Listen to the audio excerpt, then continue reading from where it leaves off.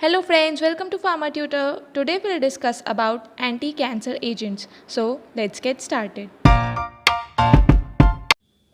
आज का टॉपिक है anti cancer agents. Anti cancer agents होते क्या हैं? हम इन्हें एंटी नियोप्लास्टिक ड्रग के नाम से भी जानते हैं।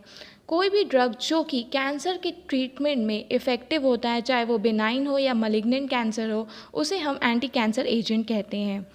Classification of anti-cancer agents.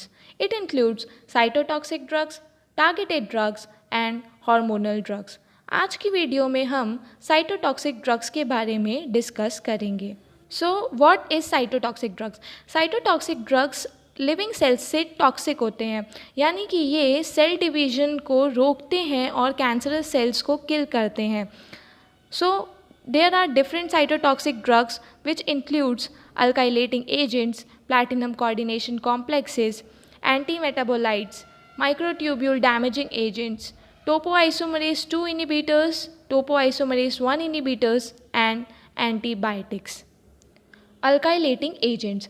Alkylating agents cytotoxic होते हैं और रेडियोमाइमेटिक एक्शन शो करते हैं, यानी कि ये सेल्स से टॉक्सिक होते हैं और रेडियोमाइमेटिक यानी कि रेडिएशंस को इमिटेट करते हैं और ताकि ये एंटी कैंसर एक्शन शो कर सकें। मोस्टली ये cell cycle non specific drugs होते हैं, यानी कि ये डिवाइडिंग सेल यानी कि cancerous cells as well as resting cells यानी कि नॉर्मल सेल्स दोनों को इफ़ेक्ट करते हैं। ये डिफ्रेंशिएट नहीं कर पाते हैं between cancerous cells and normal sales. Alkylating agents में कुछ ड्रग्स ऐसे हैं जो CNS स्टिमुलेशन का एक्शन शो करते हैं and they also have cholinergic properties. Alkylating agents अपना मैकेनिज्म ऑफ एक्शन कैसे शो करेंगे? Alkylating agents carbonium ion produce करते हैं जो कि हाईली रिएक्टिव होता है। ये नाम ही है अल्काइलेटिंग एजेंट्स, तो ये अपने अल्काइल ग्रुप को या तो सेलुलर मैक्रोमोलिक्यूल्स में ट्रांसफ़र करेंगे, नहीं तो सब्सटीट्यूट कर लेंगे और वहाँ पे सेलुलर मैक्रोमोलिक्यूल्स के साथ ये कोवैलेंट बॉन्ड्स फॉर्म करते हैं, जिसकी वजह से DNA स्ट्रैंड्स में या तो क्रॉस लिंकिंग हो जाएगी या अब नॉर्मल बेस पेयरिंग होगी या फिर DNA स्ट्रैंड के स्पेसिफिक सीक्वेंस में सीशन हो जाएगा, जिसकी वजह से DNA सिंथेसिस इनहिबिट हो जाएगा और कैंसरस सेल्स की डेथ हो जाती है। Alkylating agents includes different classes of drugs which includes nitrogen mustards, aziridines and epoxides, alkyl sulfonates and nitrosoureas. Nitrogen mustards में डिफरेंट ड्रग्स हैं जैसे कि साइक्लोफॉस्फामाइड, ईफॉस्फामाइड। इनका यूज़ हम ब्रेस्ट कैंसर और मोस्ट लिम्फोमास के केस में, साथ ही साथ हम इनका यूज़ चाइल्ड कैंसर्स में करते हैं। 4-हाइड्रोक्सी साइक्लोफॉस्फामाइड का यूज़ और मेफॉस्फामाइड का यूज़ हम बोन मैरो ट्रांसप्लांटेशन में करेंगे, जिसमें हम इनकी हाई डोज थेरेपी प्रिस्क्राइब करते हैं। मेल्फैलिन की बात करें तो इसका यूज़ हम मल्टीपल माइलोमा, मेलानोमा और सार्कोमास में करेंगे। क्लोरम्ब्यूसिल का यूज़ हम लिम्फोटिक ल्यूकीमिया यानी कि ब्लड कैंसर और ऑटो इम्यून डिजीज़ में हम एज एन इम्यूनोसप्रेसिव थेरेपी के फॉर्म में करते हैं। अजिरिडीन्स एंड एपॉक्साइड्स, इसमें ड्रग्स जैसे कि थायोटिपा का यूज़ हम ब्रेस्ट कैंसर, ओवेरियन कैंसर और ब्लैडर कैंसर्स में करते हैं। मिटोमाइसिन C का यूज़ हम ईसोफेजियल, ब्रेस्ट और ब्लैडर कैंसर्स में करेंगे। डाइनहाइड्रोगैलेक्टियोल का यूज़ हम ब्रेस्ट कैंसर, सर्वाइकल और ब्रेन कैंसर में करेंगे। अल्काइल सल्फोनेट्स, इसमें सिर्फ एक ड्रग आता है जो कि है बुसल्फान। इसका मेनली यूज़ हम क्रॉनिक माइलियोजेनिस ल्यूकीमिया में करते हैं बोन मैरो ट्रांसप्लांटेशन के लिए। Nitrosourea includes BCNU and CCNU। इनका मेन यूज़ ब्रेन ट्यूमर्स में होता है in different conditions like glioma, glioblastoma, medulloblastoma and astrocytoma. हम इनका यूज़ मल्टीपल माइलोमा और लिम्फोमा के केसेस में भी करते हैं। Next is platinum coordination complexes. It includes 3 drugs: cisplatin, carboplatin and oxaliplatin. Platinum coordination complexes अपना mechanism of action कैसे शो करेंगे?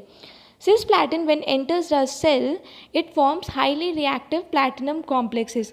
नाम ही है platinum coordination complexes, तो ये क्या करेंगे? ये highly reactive platinum complex form करेंगे जो कि DNA की इंट्रास्ट्रैंड और इंटरस्ट्रैंड में क्रॉस लिंकिंग करवाएंगे, जिसकी वजह से DNA डैमेज हो जाएगा और हमें पता है जब डीएनए डैमेज हो जाएगा तो सेल प्रोलिफरेशन इनहिबिट हो जाएगी किसकी, कैंसरस सेल्स की, and this is how it kills the cancerous cells, this plays its role in anti cancer agent. Antimetabolites.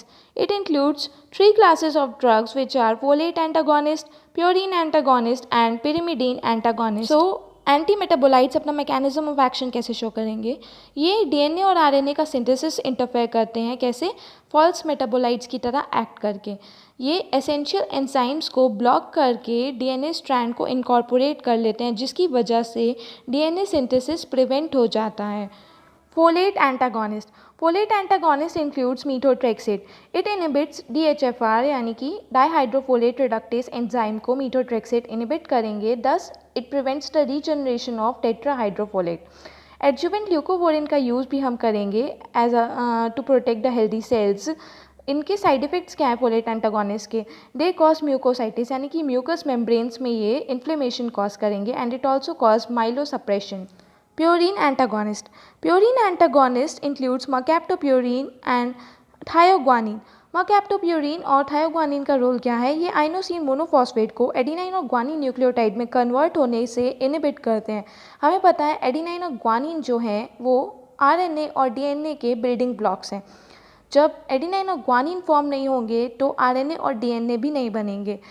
mercaptopurine और थायोग्वानिन डिनोवो प्योरिन सिंथेसिस का फीडबैक इनहिबिशन भी शो करते हैं. हम इनका mainly use childhood acute leukaemia और choriocarcinoma में करेंगे.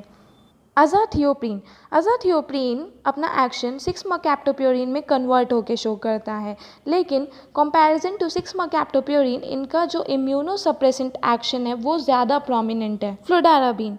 फ्लुडाराबीन इंट्रासेलुलरली फॉस्फोराइलेट होकर एक्टिव ट्राइफॉस्फेट में कन्वर्ट हो जाता है, जिससे कि ये डीएनए पॉलीमरेज एंजाइम और राइबोन्यूक्लियोटाइड रिडक्टेस को इनहिबिट करता है और डीएनए रिपेयर मैकेनिज्म को इंटरफेयर कर देता है, जिसकी वजह से ये डिसफंक्शनल डीएनए फॉर्म करता है, and does it kills the cancerous sales. Pyrimidine antagonist. It includes 5-fluorouracil, which inhibits thymidylate synthetase. It causes irreversible inhibition of thymidylate synthetase. हमें पता है कि इस एंजाइम का रोल थाइमीन सिंथेसिस में है. थाइमीन क्या है, डीएनए का एक इम्पॉर्टेंट न्यूक्लियोटाइड है जो कि इम्पॉर्टेंट होता है डीएनए सिंथेसिस में. अगर थाइमीन नहीं फॉर्म होगा तो डीएनए भी डैमेज हो जाएगा. 5-fluorouracil की जो बोलस डोज है वो माइलोसप्रेशन जैसे साइड इफ़ेक्ट शो करती है, जबकि इसकी अगर हम कंटिन्यूस डोज दें तो ये जीआई प्रॉब्लम्स भी कॉज कर सकती है, जैसे कि म्यूकोसाइटिस एंड डायरिया. कैपेसिटाबीन. कैपेसिटाबीन 5-fluorouracil का ही ओरल प्रो ड्रग है. इसका साइड इफ़ेक्ट क्या है, ये हैंड फुट सिंड्रोम कॉज करता है. सिटाराबीन. सिटाराबीन डीएनए चेन्स को टर्मिनेट करने में रोल प्ले करता है. Microtubule damaging agents. आप देख सकते हैं फिगर में, ये फ्लावर हमने अक्सर अपने घर के गार्डन में या बाहर देखा होगा. इसे हम हिंदी में सदाबहार कहते हैं, जबकि इंग्लिश में इसे परविंकल और बायोलॉजिकल नेम इसका कैटरांथस रोजियस है. आपको पता नहीं होगा इसके कैंसर में एक्सट्रीम बेनिफिट्स पाए गए हैं. इससे हम विनका अल्कलॉइड्स एक्सट्रैक्ट करते हैं जो कि है vincristine, vinblastine and vinorelbine. Another agent is taxanes. It includes drugs like paclitaxel and docetaxel. Microtubule damaging agents mainly cell cycle specific cytotoxic agents होते हैं. विनका अल्कलॉइड्स का मैकेनिज्म ऑफ एक्शन क्या है, ये माइटोटिक इनहिबिटर्स हैं और ये microtubular protein tubulin से बाइंड करके उसका पॉलीमराइजेशन प्रिवेंट करते हैं, जिससे कि माइक्रोट्यूबुल्स की असेंबली फॉर्म नहीं होती.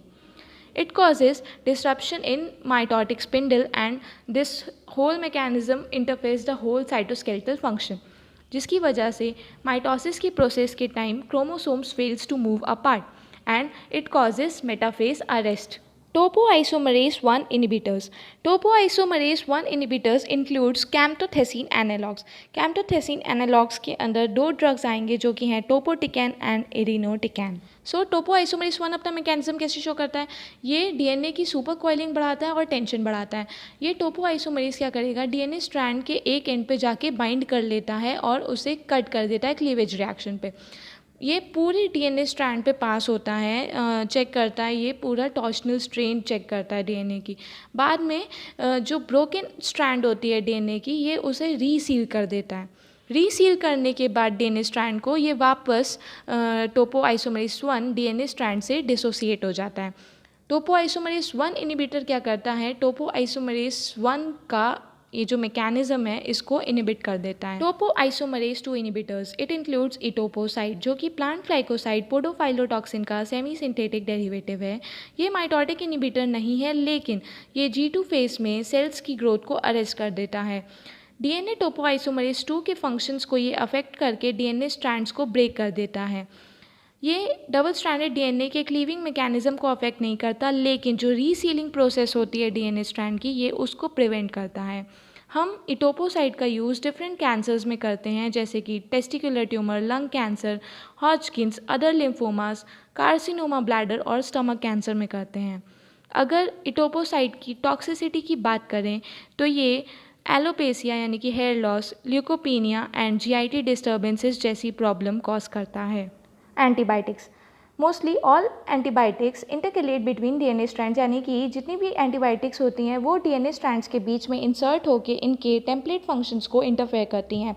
हम डिफरेंट एंटीबायोटिक्स का यूज़ कैंसर ट्रीटमेंट में करते हैं, जैसे कि एक्टिनोमाइसिन डी, इसे हम डैक्टिनोमाइसिन के नाम से भी जानते हैं और ये एक highly potent anti neoplastic drug है। इसकी हाई एफिकेसी विल्म्स ट्यूमर और चाइल्डहुड रैप्टोमायोसार्कोमा में देखी गई है। डोनोरूबिसिन, इसे हम रूबिडोमाइसिन और डॉक्सीरूबिसिन, इनका यूज़ एक्यूट माइलॉइड और लिम्फोब्लास्टिक ल्यूकीमिया में ही लिमिटेड है, लेकिन इन दोनों डिजीज़ेस के केस में ये दोनों ड्रग्स हाईली एक्टिव हैं। Both these antibiotics also shows cardiotoxicity as unique adverse effect. Epirubicin, इसका जो मैकेनिज्म ऑफ एक्शन है और प्रॉपर्टीज़ हैं वो डॉक्सोरूबिसिन से सिमिलर हैं, लेकिन इसके कुछ एक्स्ट्रा एडवर्स इफेक्ट्स भी देखे गए हैं, जैसे कि एलोपेसिया में ये हेयर लॉस करवाता है। It also causes hyper pigmentation of the skin. Oral mucosa में ये पेनफुल ओरल अल्सर्स कॉज करता है। It causes fever and GI symptoms. It can also cause urine colour to turn red. आज की video में बस इतना ही। हम बाकी 2 क्लासेस को नेक्स्ट वीडियो में डिस्कस करेंगे। Thanks for watching. अगर आपको ये वीडियो पसंद आई हो तो प्लीज़ इसे लाइक करिए, हमारे चैनल को सब्सक्राइब करिए and share this video with your friends. Don't forget to press the bell icon to never miss an update from Pharma tutorial.